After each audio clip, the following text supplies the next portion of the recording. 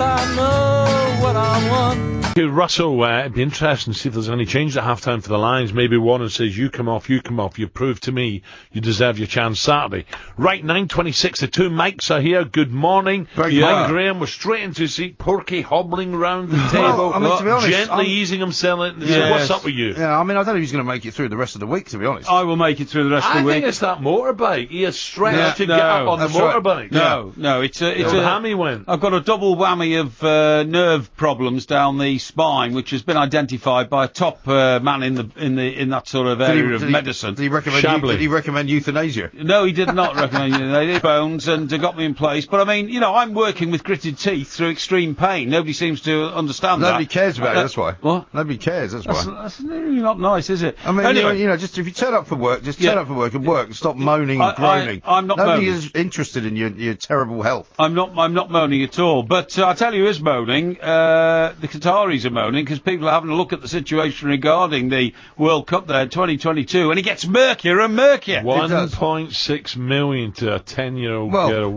This is one allegation. It's time to cut the cord, basically. I mean, by the time 2022 comes around, Qatar is not going to exist as a country. The Saudis are going to shut it down. They're going to shut down Al Jazeera. They're going to shut down all flights going in and out of the place. So we might as well just hold your hands up and go, we can't hold it there. Yeah. Let's give it to somebody else. There's all sorts of reasons why there's a question mark over that World Cup, reasons that we already know about. But what's happened today, Al, is that the report that should have been published into whether there has been corruption or not in the awarding of the World Cup to Qatar 2022 has now been discovered and has been published in Germany by Bild. In the Bild, yeah. And this is the one where the American investigator, he quit over it because FIFA had sanitised his original report. Well, the unsanitized one has now come out. It's Mr. Garcia. Yes, absolutely. Yeah. Do we know, are Russia completely clear on this, or are they going to be implicated? It's too far gone for Russia to be involved in anything about switching the World Cup and that's going to go ahead. Well, why? Well, because people have to switch under the carpet. We know they're a bunch of cheats, so why? No,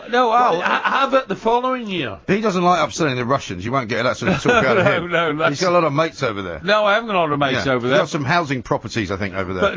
But it's a very good story, Russia, Al, because there's a documentary out soon showing that these Russian thugs, not only are they active, they actually have Russian thug training camps up in the hills beyond Moscow. In the forests? In the forests, and they go there punching each other up as a bit of practice, just like, boxers do, spar with each other. These thugs, beat each other up, and they've got their eye on the World Cup next year, so it's another great story. That will be another great story, We've got loads of other things going on as well. We're going to be talking about how they're going to dig up Salvador Dali. That's a disgrace. Some woman saying that he fathered a child, and they're after some of his money. So even though he's been buried for 30-odd years. I think that's a disgrace. I'm totally against it. It's medical science, and also the great rivalry now between Lewis Hamilton and Vettel is reaching boiling point. It's absolutely fantastic. Well, they're now talking about banning him for the British Grand Prix, and I hope not. Well, I'm a Vettel fan. I like Vettel. Well, that's only if he misbehaves again, because he got 9 points on his super licence. If he gets 12, he's out, so he's got to behave himself in the next one. Something. But then